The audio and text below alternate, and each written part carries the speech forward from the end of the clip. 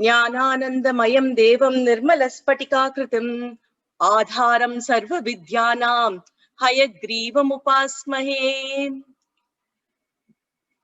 Welcome to our episodes on Vidyanidhi, a concept of yesterday is equal to tomorrow. We've been discussing a lot about what our ancestors have contributed, what they have given us, and how we need to know a lot of it, because it's not just about the past, it's about what we have and what we can use in the future. And a lot of things have not yet been researched or understood or discovered. So a lot of our past knowledge actually helps us to facilitate whatever we need to know for the future as well. So we've been discussing about huge numbers, why our ancestors had to use this kind of numbers, starting from the Vedas, the Ramayanas, astronomy, and whatnot, right? So today, as an extension to that, we will start discussing a lot about a fascinating subject, which is astronomy, the Jyotisha Shastra. So the Jyotisha Shastra, is it about astrology or astronomy? Because all of us think Jyotisham is astrology, right? So is it astrology or astronomy? So let's just understand this. Jyoti means light. It's mentioned as the eyes of the Veda Purusha. If we think that Vedas is given a form like a human, then his eyes are considered to be the Jyotisha Shastra, Jyoti for the eyes. So you can understand Jyotisham as something that draws light, the objects of light, or the signs of light, or pratyaksham, whatever can be visibly seen in our eyes can be considered as the Jyotisha Shastra. So it can be defined as the astronomical maths or the observation which is necessary to find out the proper times for the Vedic rituals. That was the purpose behind people using astronomy. So we have it as the Vedas. Vedas, if you recollect, have the Vedangas, the 6 Vedangas, which are very important for us to understand the essence of Vedas. And Jyotisha Shastra happens to be one of the Vedangas. It is one of the 6 basic Vedangas. So sage Brihu Maharishi as we call him, was a pioneer to understand and transfer this knowledge. Sage Lagada quotes a lot of the ancestors and explains about the Vedic knowledge as well. So Jyotisha, to simplify the whole thing, we can divide it into 2 parts. One is the Siddhanta Jyotisham, which is about astronomy. The other is the Palita Jyotisham, which we today called as the astrology. So Siddhanta Jyotisham, Samhita, Hora, all these are used. So these are called as the time-bound Shastras. The time in this is very crucial. So we have great astronomers like the Aryabhatta, Varaha Mihira, and Bhaskaracharya who have pioneered the Shastra. So based on all these great astronomical calculations, people find out a lot of things by analyzing this data. And that is called as the Palita Jyotisham, or the study of, our charts and other things as we understand it today.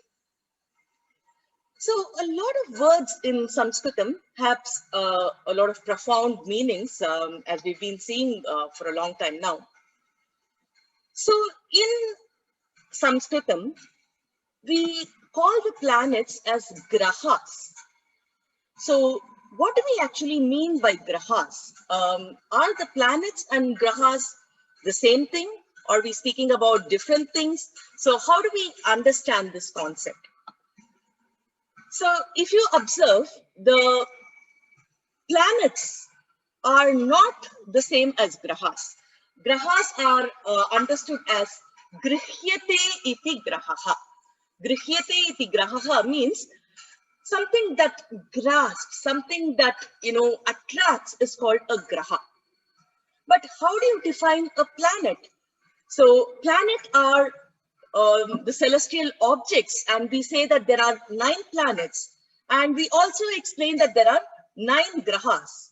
So just because both of them are mentioned as 9, of course, today we have only 8 planets. Pluto is gone off the list. So just because the number is the same Do we understand the concept of planets and grahas to be the same thing? Not really. Because planets are the astronomical bodies in the solar systems that moves or orbits around the sun. Okay. But as far as grahas are concerned, we have in the Vedic astronomy, we do not include the Earth as a graha. Why? Because everything is with reference to Earth here. So Earth is not a graha. However, Sun and the Moon are grahas. So how do we understand this whole thing? It's a very, very interesting thing. And we also have a concept of Rahu and Ketu, which are considered as grahas. But Rahu and Ketu are not even visible to the eyes. So how do we understand this? So the way we have to understand is whatever has an impact on Earth is considered as a graha. So gravitation is there. So whatever is going to impact.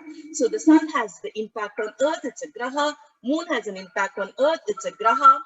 Rahu and Ketu, both these are actually the intersection of the paths of the sun and moon as they rotate in the celestial sphere. So they are called as the north and the south lunar nodes. And because these have the impact, because these are the, during the eclipse and other things, these have an impact. These are also taken into consideration as grahas, but we add an adjective to it and call it as chaya grahas, the shadow grahas. They are not real grahas. So these are also taken as the grahas. So a lot of such interesting information is there. So planets are not grahas, that we should understand very, very clearly. So here is a comparative chart that you can see. So according to modern astronomy, what are considered as the planets?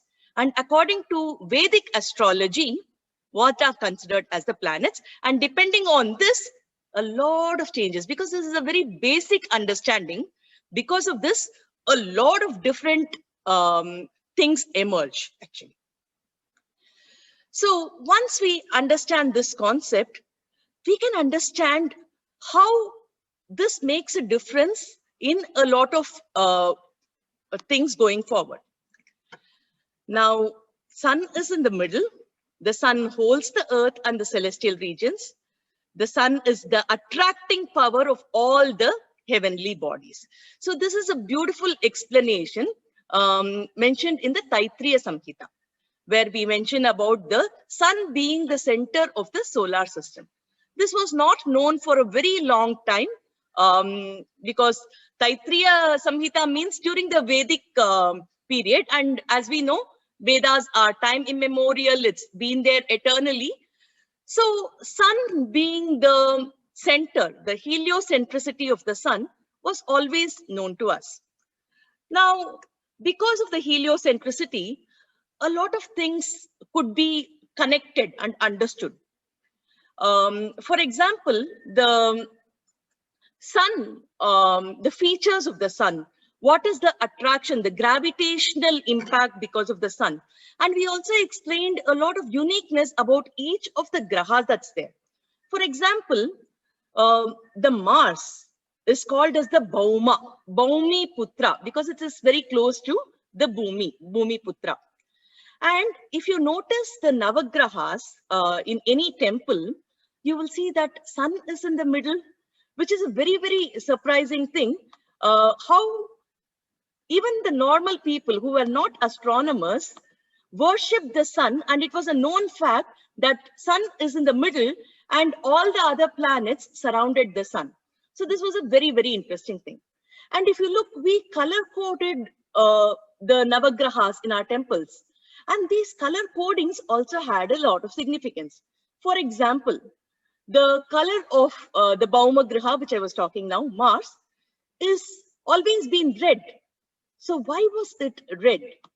So if you think about it, today the scientists say that because it is made of iron, it has a lot of iron content, the color of the Bhauma Graha is red.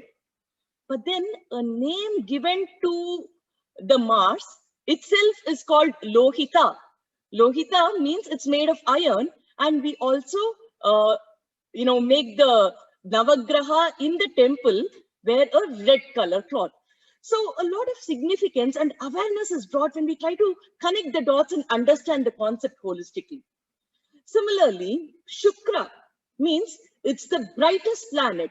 Therefore, Shukra was the name given to the planet.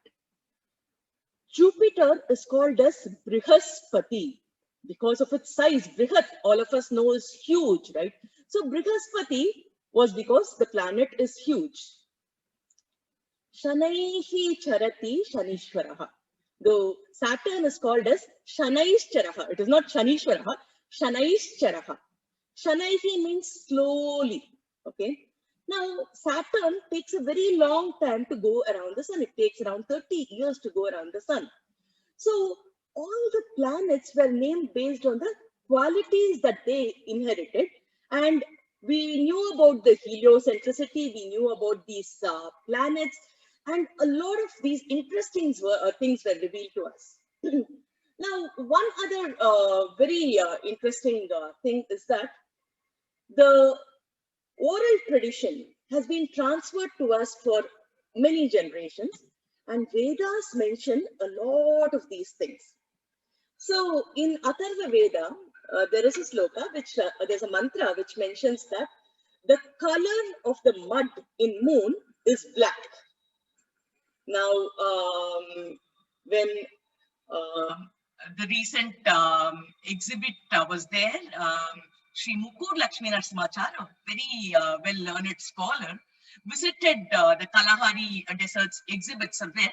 He had mentioned it in his book, mentioning that I was surprised that the mud from the moon, got by Neil Armstrong and others, was black in color, because I recollected the mantra from Atharva Veda, which says that the mud in moon is black.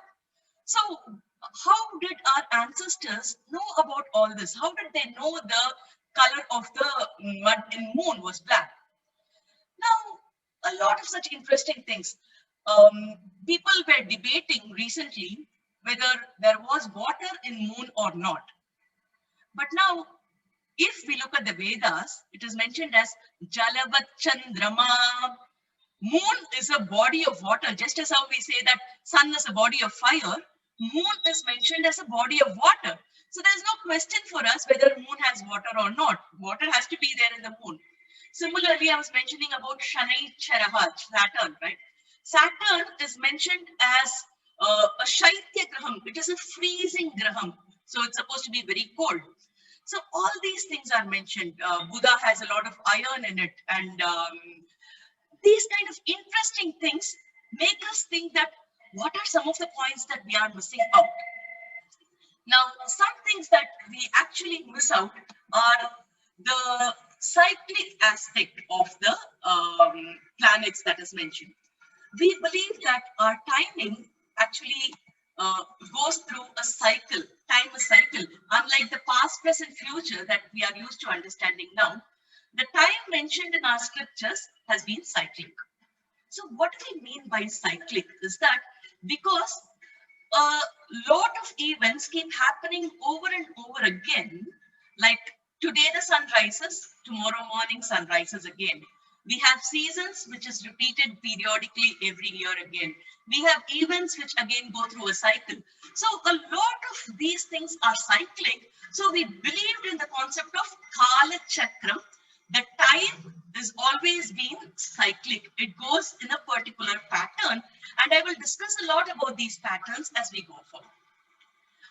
Now, coming back to the planets, so we understand that the planets, the heliocentricity of the planet, the color coding of the planet, some of the interesting features of the planets.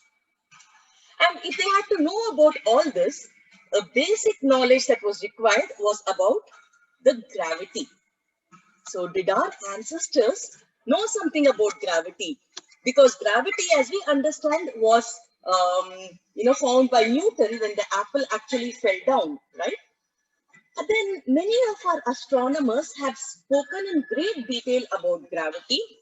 So Brahmagupta from the 17th century says that the body falls towards the earth, as it's the nature of the earth to attract the bodies. just as how it's the nature of water to flow. So he mentions this as a matter of fact, like, the water flowing, all of us know about it. So gravity is also there.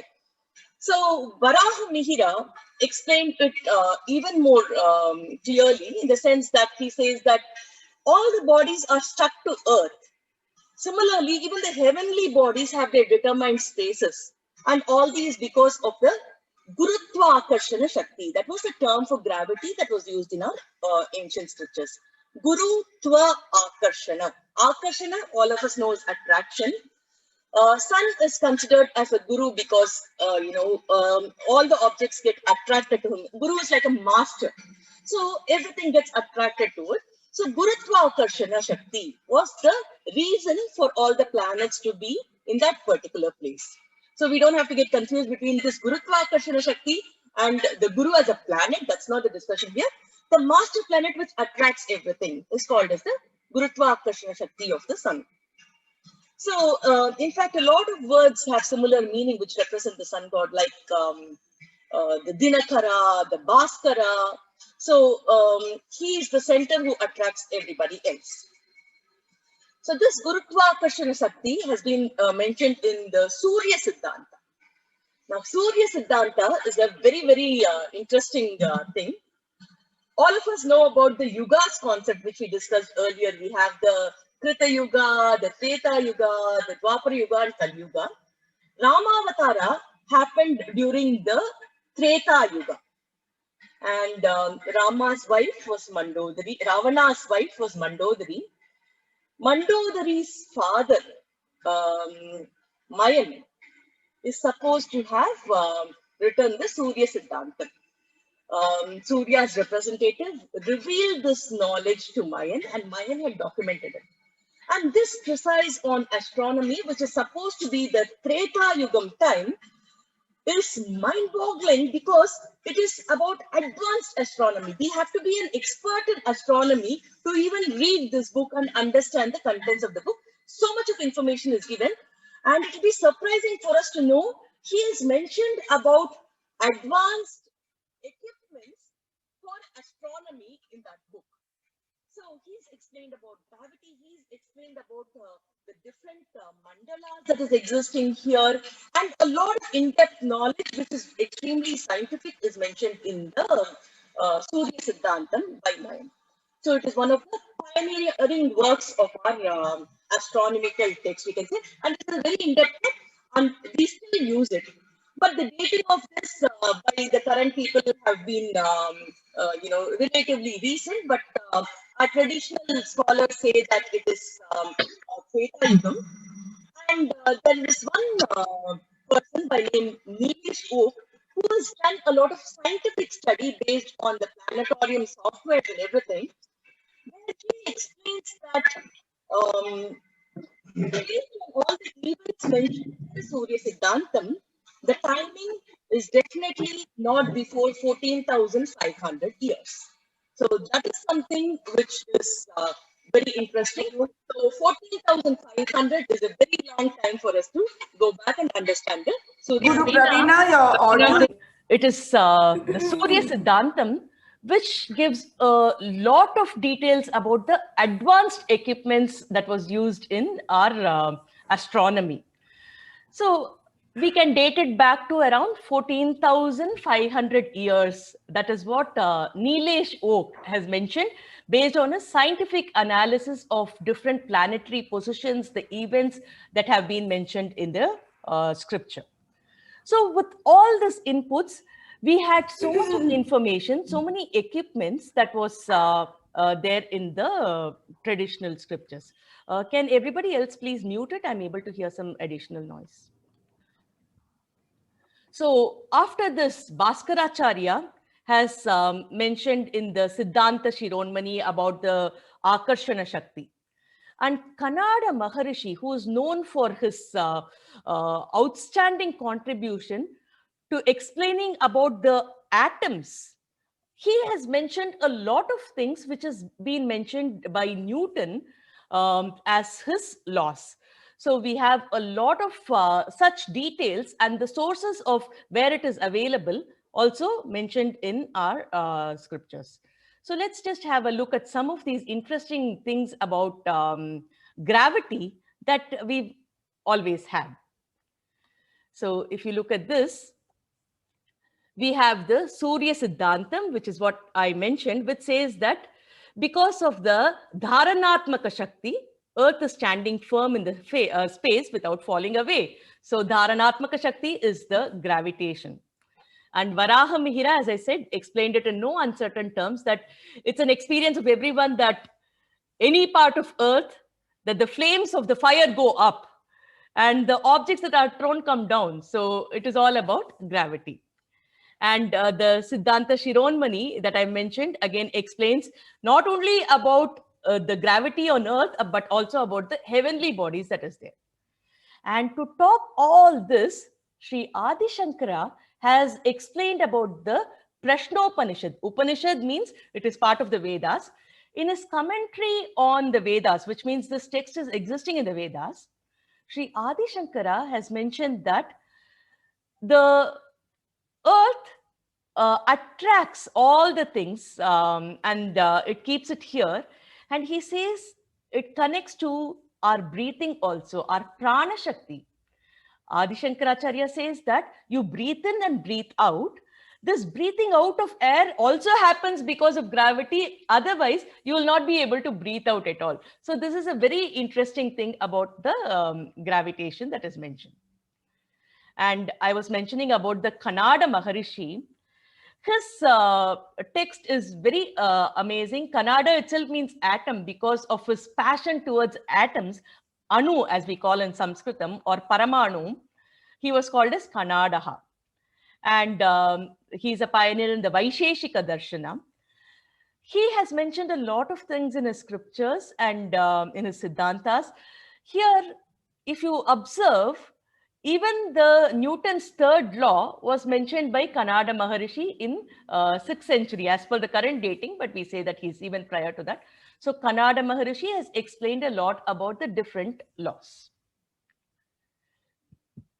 So law of gravitation, as we learned today, seems to be somewhere at a much later time as proposed by Newton.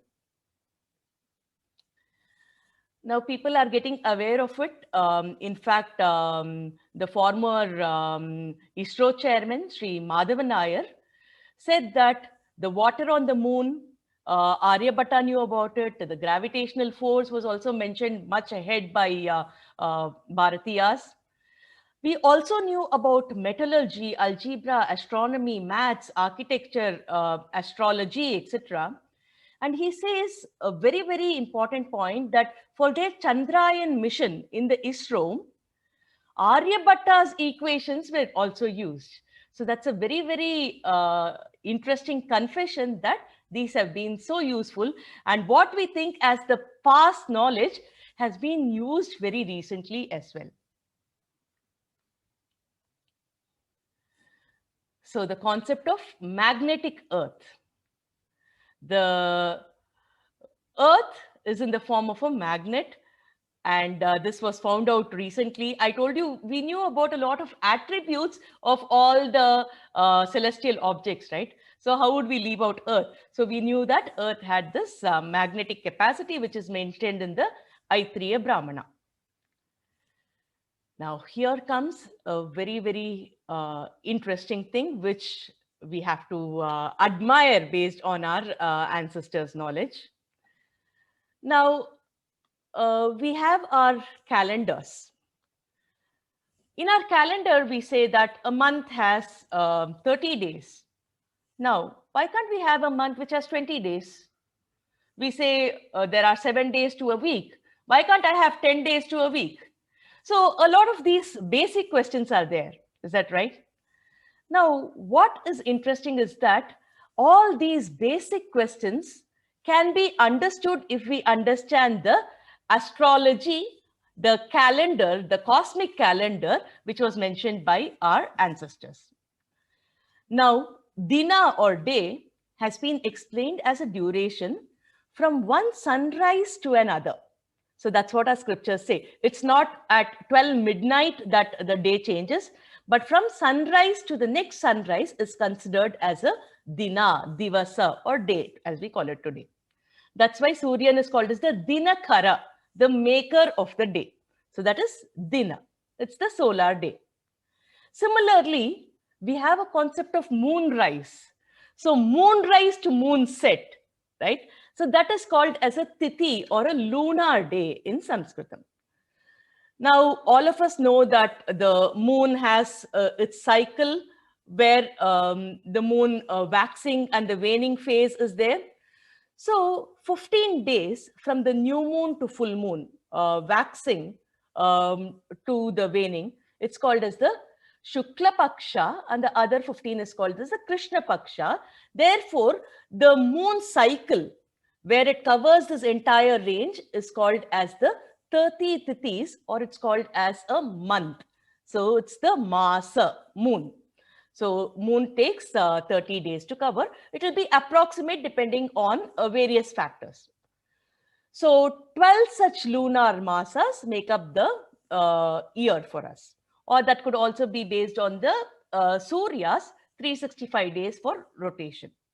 So many times there will be a slight mismatch between the lunar year and the solar year, which is considered, again as a celestial event, is reflected as a Adhiga Masa or adjusted every 5 years.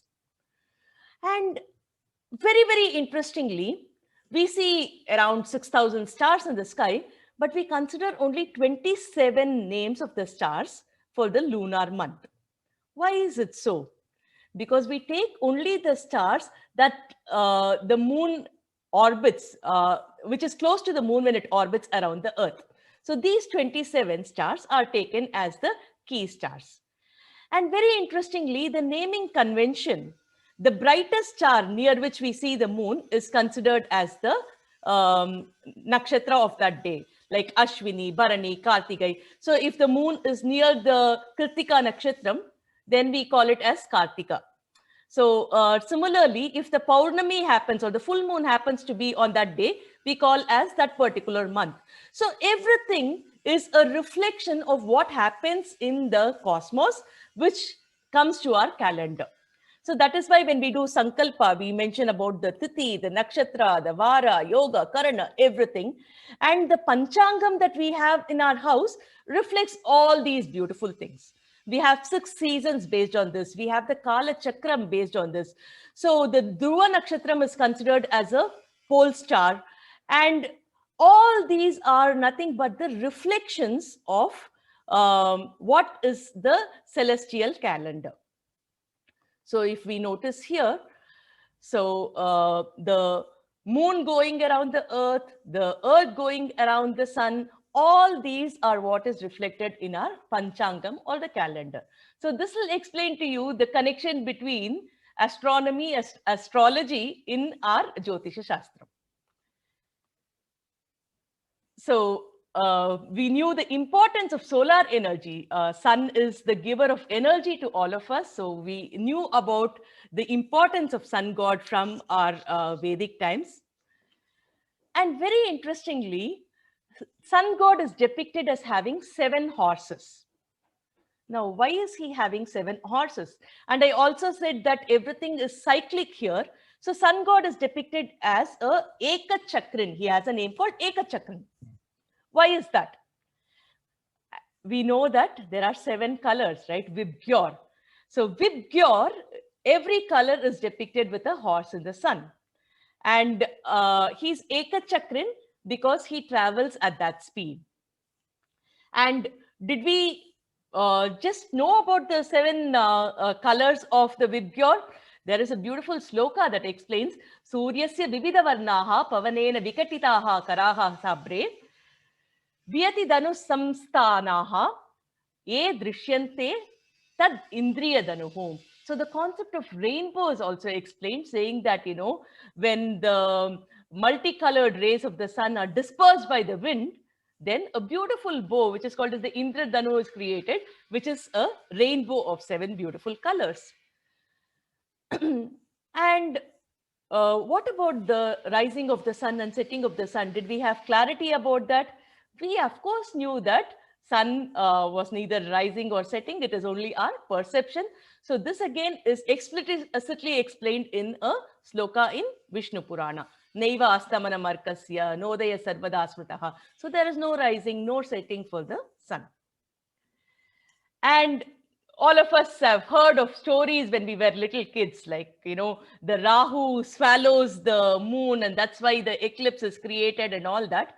So did we really know about the concept of eclipse? You see, we have a concept called prasthana. Okay, so depending on the recipient, the way we narrate things actually changes. The way we explain to a little child will be very different from the way we converse with the intellectual, right? So depending on the person who receives it, the way it is explained always changes. So prayojana bedena prasthana bedaha is the way we explain it. So when we explain it to commoners, they explain the phenomenon of eclipse as the Rahu eating off the moon. But when it comes to technical literature, our ancestors, especially Aryabhatta, has explained Chadayati Shashi Suryam Shashinam Mahati Chabuchaya. What is eclipse? The moon covers the sun and the great shadow of the earth covers the moon. So we have to understand this is eclipse. So this was way before the time of Galileo. So the concept of eclipse was explained in no uncertain terms. And all of us who do our prayers would know the importance of 108, right? So whenever we do a japam, we do it 108 times. Whenever we want to recite some mantras on some auspicious day, we say, okay, let me do it 108 times. Now, what is the significance of 108? Typically, people say that, there are 9 grahas, there are 12 rashis, so 9 into 12 is 108. Yes, that is true. In addition to that, there are some interesting things. So if you look at the screen, the calculation says that the diameter of the moon is 2,160 miles. How did they calculate the diameter? There are a lot of trigonometric calculations which are mentioned in the scriptures. Now, when you multiply this diameter into 108, the surprising result is that of the distance between the earth and the moon. So which is like, wow. So 108 has a different kind of importance also. And this is not alone. Similarly, when we take the diameter of the sun and multiply it by 108, we get the distance between the earth and the sun. So it can't just be a coincidence that 108 has a very, very important significance in our astronomy. Now, this is a very exciting thing, which is mind-boggling when we try to understand it. I said everything is cyclic in our calendar, right? The cosmic cycle is what we understand. So when we understand this cosmic cycle, there are 5 different mandalas that has been mentioned in our scriptures, which we call as the Pancha Mandala. So Pancha Mandala is the 5 revolutions in the universe that happens. Mandala means the path or the orbit of the revolution. Now the Chandra Mandala means the moon goes around the earth, the monthly path of the moon which goes around the earth. Now the Prithvi Mandala means the earth going around the sun.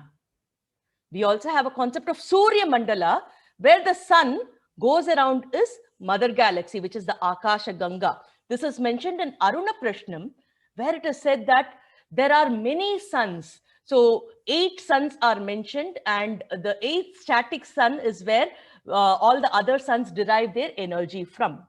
So the Surya Mandala is mentioned. Beyond this, to this extent, I think even today we are aware of it. But the next level is mentioned as the Parameshti Mandala. Parameshti Mandala is the group of galaxies which are spinning around their center.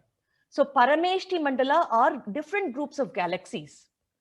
And beyond this, there is one more mandala, which I think we are yet to even think about, where it's called as the Swayambhu Mandala. Swayambhu Mandala is one single point from which, as we understand today, the Big Bang would have happened, where all the galaxies merge at the end of the cycle. and they will manifest again for the next creation. So that mandalam is called as the Parameshti mandalam. So the 5 different mandalas are mentioned in our scriptures. Now, this is mentioned in the Aruna Prashnam, as I said, the Yajurveda mentions about the different suns, and the Prithvi Mandala, Surya Mandala, Chandra Mandala, Parameshti Mandala. And there is also a description about a parallel universe. Today we are discussing, is it a universe or a multiverse? Do we have parallel universes? So when we look at this Swayambhu Mandala, we see so many different galaxies that are there, which says that, yes, there are many different parallel universes that are mentioned. And if we go to the Tirupati temple, the way Lord is worshipped there, all of us would have heard of a beautiful phrase, Akhilanda Koti Brahmanda Nayaka, where it is mentioned, Akhila Anda Koti. So andas are the cosmic eggs. Akhila Anda means there are so many different cosmic eggs. How many are there? There are crores of that cosmic eggs. Akhila Anda Koti, Brahmanda, such Brahmandas are there. Brahmanda is the Brahma's cosmic egg. And who is the Lord of that? Brahmanda Nayaka is Tirupati Lord. So that is how they worship Tirupati Lord. Akhilanda Koti Brahmanda Nayaka, which mentions about the multiple galaxies that are there and the Lord of a galaxy. So this kind of explanation of the Pancha Mandalas is a mind-boggling concept that is mentioned in our scriptures. Now let me explain a very, very interesting story which is mentioned in Bhagavata Purana. Bhagavata Purana explains a lot about cosmology, the details, the layers filling up the earth, the bhumi which is round, but the disk of the Bhumandala, the other disk that's above us, below us, a lot of latitudinal, longitudinal details, everything is mentioned in Bhagavata Purana. Now, this is a very interesting story mentioned in the Purana, in the 9th canto, the 9th skanda, 3rd canto, 31st and 32nd sloka. This mentions about a king by name Kakudmi. Now, Kakudmi had a daughter he was very, very proud of. His daughter's name was Revati. Because she excelled in everything, he wanted the right groom for her. So he was looking and he was not convinced that anybody could match her talents. So he decided that, look, when the creator created Revati, he would have had the right groom in his mind, right? So let me go to the creator, Brahma, and ask him who is the right person for my daughter Revati. Now, he goes to Brahmaloka. At that point of time, Lord Brahma is listening to the music of Gandharvas. So just to show respect, he waited instead of disturbing Brahma. So the concert got over. And after the concert got over, the king approaches, prostrates to Brahmaji and asks him, can you tell me who is the right groom for her? Now, Brahma starts laughing. He says, what have you done? He doesn't understand. So Brahma says, by the time you were here and waited for all the song and other things to get over, 27 Chatur Yugas have gone. So whoever you had in mind, at that point of time, would have all elapsed because of the lapse of time. And nobody would even know their names at this point of time. So when you go back now, you're going to find a whole new place. And because of this, you will not have anybody who you know. So go and get your daughter married to a right person who is Lord Krishna's elder brother, Balarama. So Kukudmi comes here and he has Revati married to Balarama. So this is a very interesting story that is mentioned in Srimad Bhagavata Purana. Now, what are some of the interesting observations we can have from this story? First is the concept of time dilation. Think about it, 27 Mahayugas have elapsed when this song was heard in the Brahmaloka by Brahmadeva. which means that the difference in time between the Bhumi and the years or the time frame of Brahma has been explained as 27 Mahayugas. That's millions of years have actually passed. And if we observe the story even more carefully, it says that the king took his daughter to Brahmaloka, which means the interstellar space traveling has been mentioned here. Otherwise, how could they actually go to Brahmaloka? So did they know to travel across these lokas at that point of time? In fact, in this context, there was a very interesting document that was recovered in Lhasa recently. In Tibet, they during the excavation, they found out some Sanskrit documents and they sent it to the University of Chandigarh to be translated. Dr. Ruth Reina of the university said that the documents contain the directions of building interstellar spaceships. So the Chinese have said that they are going to use that for certain parts of their study in their space program. So interstellar travel has been existing, and this document, we don't even know how old it is, but interstellar has been mentioned in the Srimad Bhagavata Purana, which is a very, very interesting observation for us. Now, another interesting observation here is that when this travel has happened and Revati comes back here and gets married, she would have been way older than Balarama, who was born much later in this earth, right? Now, there is a concept called twin paradox mentioned by Albert Einstein in this framework of relativity theory, where he says that if there are twins, identical twins, and in a high-speed rocket, one person reaches a different layer of the cosmos, they will, when they return back, they will be much younger than their identical twin. So, which means that because she was in the Brahmaloka, she did not age and she could get married to a person here. She has actually become younger in age because of her stay there. So, this is a very, very interesting twin paradox concept that has been mentioned here. Also, how is Brahma's time different from our time? That is all explained in the Bhagavata Purana. So this time dilation in the modern science, we say that, you know, as one moves from the black holes to the massive stars to average stars, as gravity and the bend of space-time curvature of each star in its solar system is different, leading to time dilation. So space-time continuum of Albert Einstein is very close to what is explained here. In fact, there are many such examples mentioned in the scriptures. Muchukunda is one of the examples that is mentioned in the scriptures in a similar time zone, time dilation concept. So these are some interesting things if we understand the science behind many of the stories that is mentioned in the scriptures.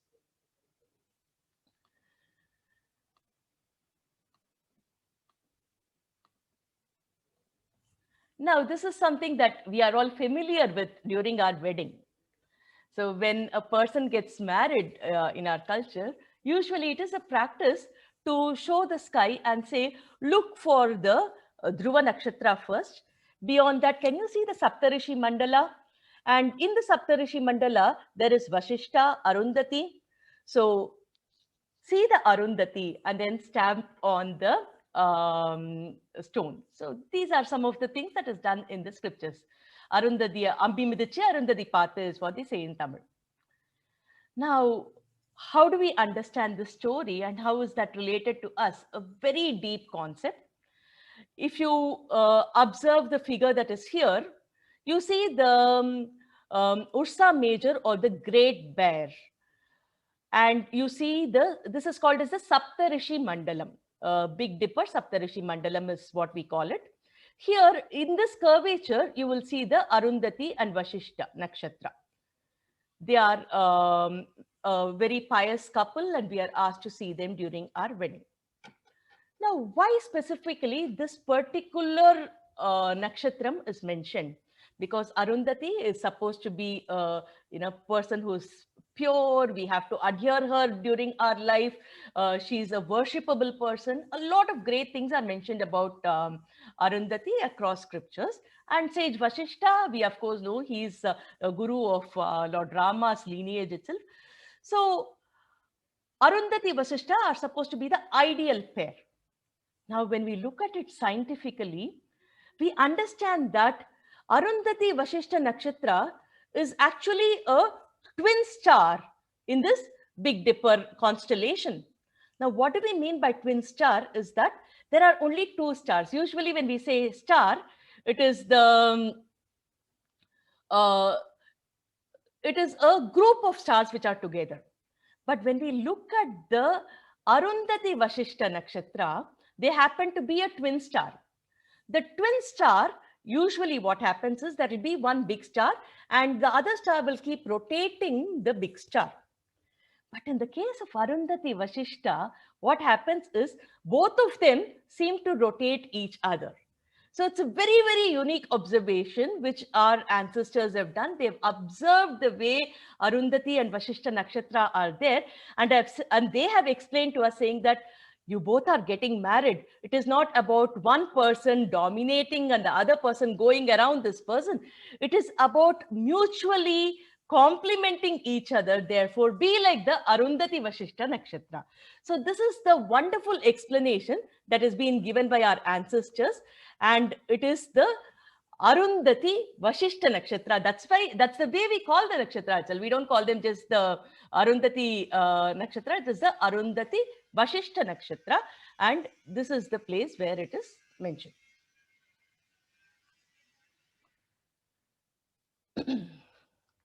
Now, as a continuation of this, a lot of other scriptures mention about these details of, dry battery cells being mentioned in the Agastya Samhita. Agatyam has details about how we can create batteries. In fact, I personally tried it with a lot of school students for an international science exhibition. And the students were excited because the small LEDs that they had could actually light up based on the sloka mentioned in the earlier scriptures. So they could save these batteries, they could create a lot of powerful batteries, and these batteries were used even in aircraft. So that was the detail of information that was there. So producing electricity, about the flights which we discussed earlier, a lot of these details are there. The ships. Ships were there in our literature, like, they had mentioned about hundreds of oars having a ship. They had like 700 people traveling, which has been mentioned there. And this is a very, very interesting thing about ships that was mentioned. Boja says that no iron should be used in joining the planks in the bottom of the ship because of the magnetic rocks in the sea. So they knew about iron attracting the magnet and the sea having magnetic rocks, and therefore iron should not be used here. So it was not one secluded knowledge of one thing. It was about a holistic knowledge of what to use where, what not to use, so on and so forth. Similarly, our aircrafts used a lot of metals, and these metals were created here. Today, we actually import the alloys, but earlier we had these metals which we created and we exported to many other countries. In fact, in one of the science conferences a few years back, Bodas, a person who was a pilot earlier and was a captain, and there was a Indian science conference at Mumbai University where he gave a lecture in the science conference. There are three things which he said. Our Vaimanika Shastra explains this. Why are we not using these things in our aviation today if we had the capacity? So he says that the planes used earlier were large, 60 cross 60 feet. And there were flights used for wartime purposes. And today, we are not able to produce what they produced. And he says that they had the exhaust pipes, which looked like the elephant tusks. And he said that the metals required for this, some of the fabrics that was used for this, the Vaimanika Shastra mentions the details of how to produce these. Why can't we make use of that and go ahead and produce this? Is something that he was asking. Of course, many of the people in the conference were against these concepts, and it created a big controversy. And he also mentioned about the uniqueness of the radars that was mentioned there, which we are yet to implement in our flight systems. So in aeronautics, he says there's a lot of things which we can learn from our ancient scriptures and implement as well. So there are a lot of such unique things which was mentioned in our ancient scriptures, which we can implement today. And we have to first understand the language, understand the details mentioned in the scriptures, know where we can implement. So we need experts who know some of the things that is existing in the respective industries in order to analyze it based on what we had and what we have to bring about a balance. So at this point, there is so much there. There is so much there in the scriptures. Our ancestors were not just cavemen.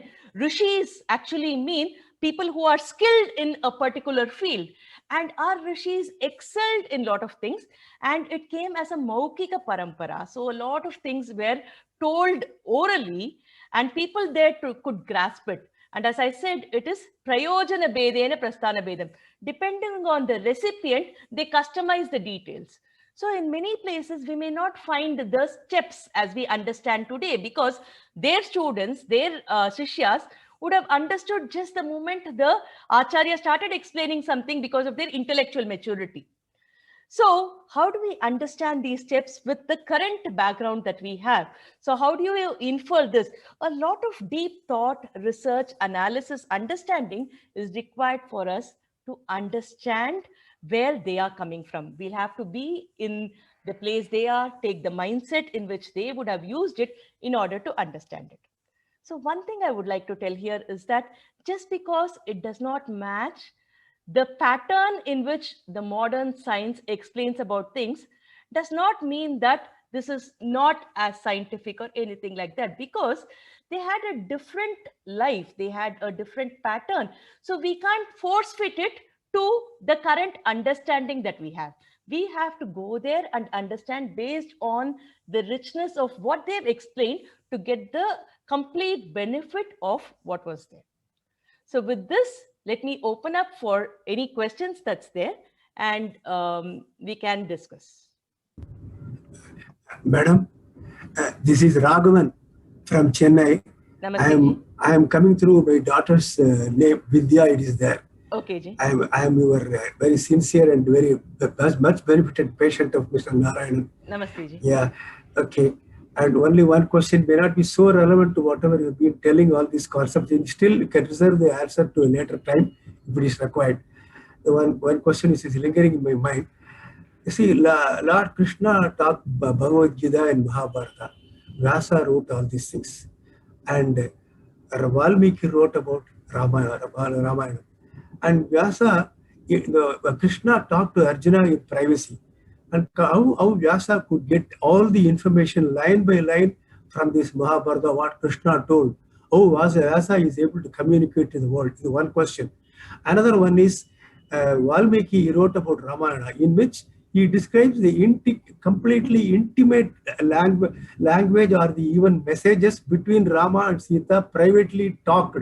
He is able to grasp that and he is able to give it, which is not allowed. Nobody can listen to the other couple's internal language. He is mentioning so many things like that. That is a wonderful thing. How it is happening, if it is possible to explain, because we are very too small to understand many things.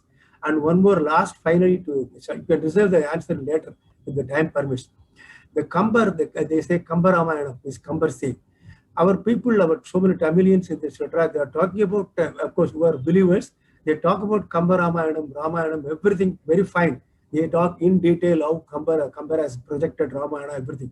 But one thing nobody has mentioned, which I am seeing perfectly, is Kambar he does not get this other, just like Valmiki or somebody gets some inheritance of knowledge or something. He has read, probably, you have to confirm, Only this Valmiki Ramayana he has read in complete detail, and then he has transformed everything in Tamil as Kamba Ramayana. But these people who are against Sanskrit, they forget this Kamba has done a great research in Sanskrit, read all these things, then only he has written this Kamba Ramayana. Many people, Tamilians who are talking about Dravidian language, Tamil, Sanskrit, and hating Sanskrit, these nonsensical people have not understood this Kamba Ramayana is based, and so many people have read this kind of Sanskrit basic only. They have come to know, they have come to write so many things. This is another information. If you can elaborate later on different subject. Thank you.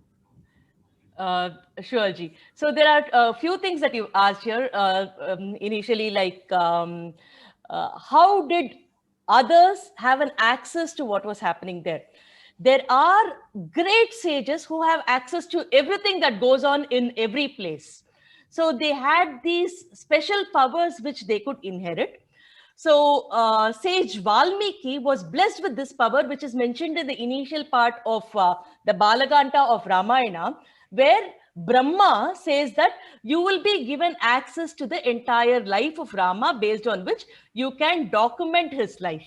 And with that blessing, Valmiki actually accesses Rama's life and documents it.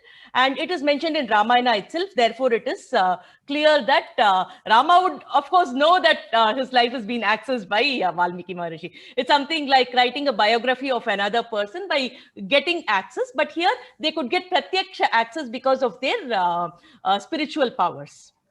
And as far as the Bhagavad Gita is concerned, Vedavyasa Maharishi is a seer of all the Vedantas itself. He is the one who compiled the Vedas. So his power is tremendous. So not only that he could access it, he gives that power even to Sanjaya. Sanjaya in Bhagavad Gita says, Vyasa Prasadat Shrutavan, because of sage Vyasa, I could hear this beautiful Bhagavad Gita which Krishna gives to Arjuna, and therefore I am very happy. The last 5 slokas of Bhagavad Gita, if you notice, are Sanjaya's explanation of how thrilled he is in order to have received this information, and he explicitly says that it is because of the blessings of sage Vedavyasa he could receive this. So Vedavyasa had access to whatever was going on, because of which he could document Mahabharata, and Sanjaya could access this because of the blessings of Vedavyasa. So of course, writing everything verbatim was there. And as far as your third question on Kamba Ramayanam goes, the pioneer was definitely Valmiki Maharishi, because it happened at the same time. Samakalinaha. Valmiki Rishi and Rama were around the same time. Everybody else came later. So it was an inspiration derived from there, where they customized their thoughts and everything, and added that to the Ramayana that was there.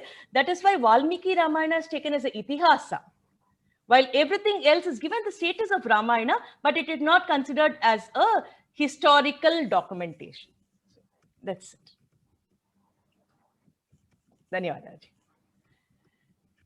Any other questions?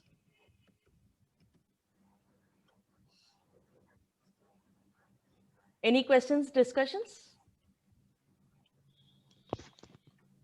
Good morning. Yes. Regarding the Agastya, that battery thing and all. Yes. So the thing is, I have a small suggestion.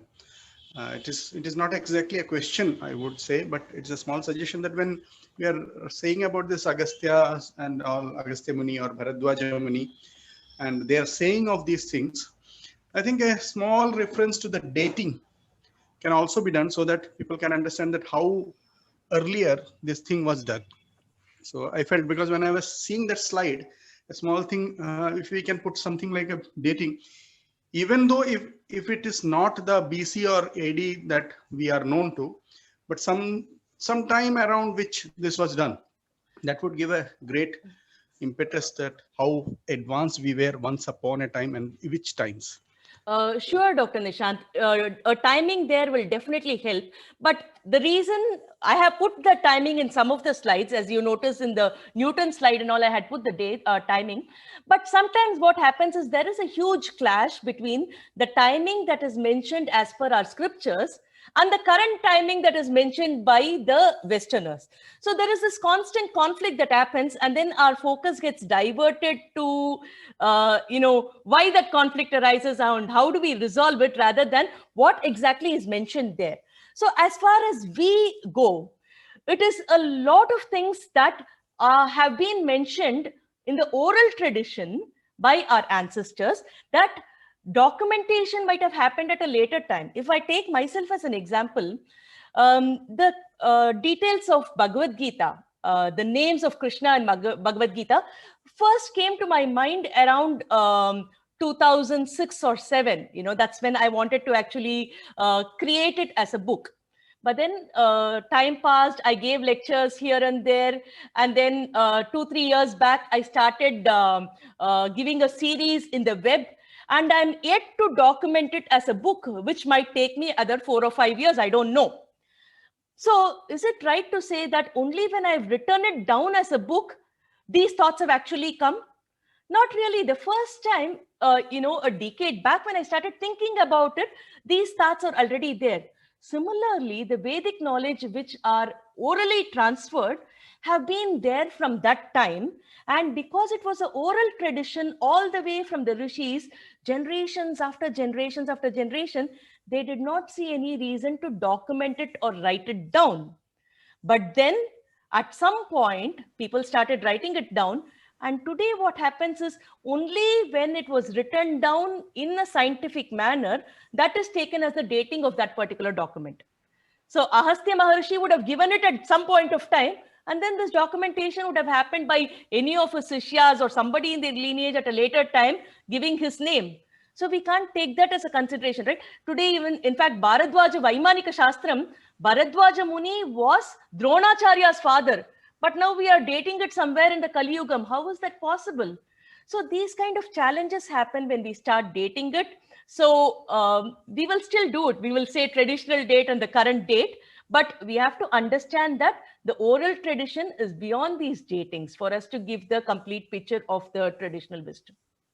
Thank you. Thank you. Why I said this was because even in Ayurveda, when they say that when you are thinking about the Charaka Samskrita, it is said that Agnivesha Kride Tantre Charagastu Pradisamskrite, right? So Charaka has rewritten sort of thing. Exactly. So what happens is when people are rewriting it, what happens, a lot of additions which are there in the earlier, like when we are doing any text or any scientific text, what happens is the new sciences that come in will be incorporated into it. So the kind of inventions or discoveries that may happen later can be put into the particular book. So it may not be there when it was there, but it can be added. These are the kind of arguments that might come when we are saying that it is in the Vedas. Even Vedas is known as a compendium of knowledge.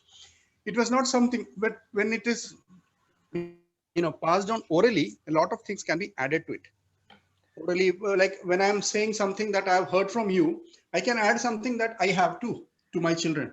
Okay, just to interrupt here, that is not possible as far as Vedas are concerned. It's possible only with other documentation, because the meters in the Vedas are defined in such a way that there can never be any additions or modifications.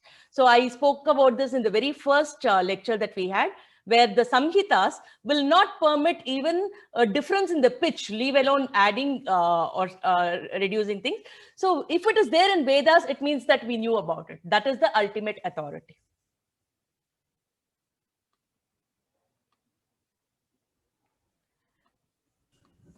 Is there any other questions, or we can wrap it up for the day? Yes, madam. This is Raghavan again. Yes, sir. See, actually, I am the older category of 72, 73 years.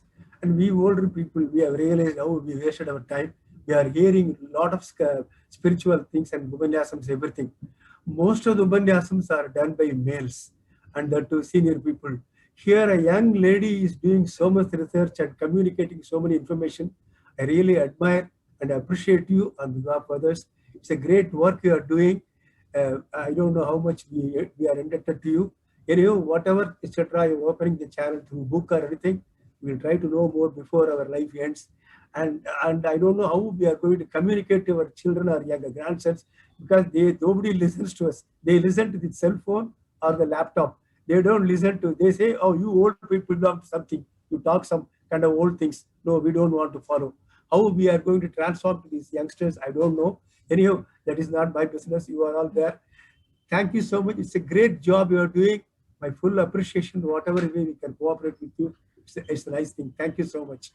Thank you so much, Ji. And our next Vidyanidhi series, I'm planning to speak about the beauty of poetry, slokas, and some of the literatures that's there in our scriptures.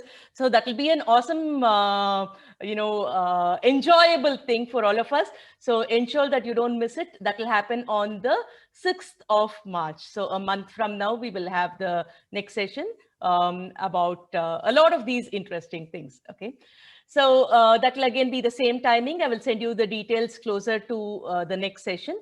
And if you all have any questions, feel free to post it in the WhatsApp group. So I can answer. So because when you start thinking about it and things gel in, you might have some questions, feel free to ask. And those who are joining us in the Spoken Sanskritam class, let's meet on Monday. Dhanyavadaha. Dhanyavadaha Bhagini. Bahu samyak. Dhanyavadaha, Asha Bhagini. Punarmilamaha. Dhanyavada. Punarmilamaha. Dhanyavadaha.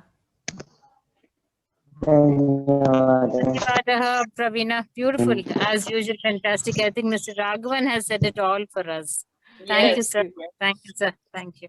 Thank you so much, Nina. I don't give the thanks in Sanskrit. I give thanks, sir. Dhanyavadaha. Sanskrit theriyade, I want to learn. Let me see. Okay.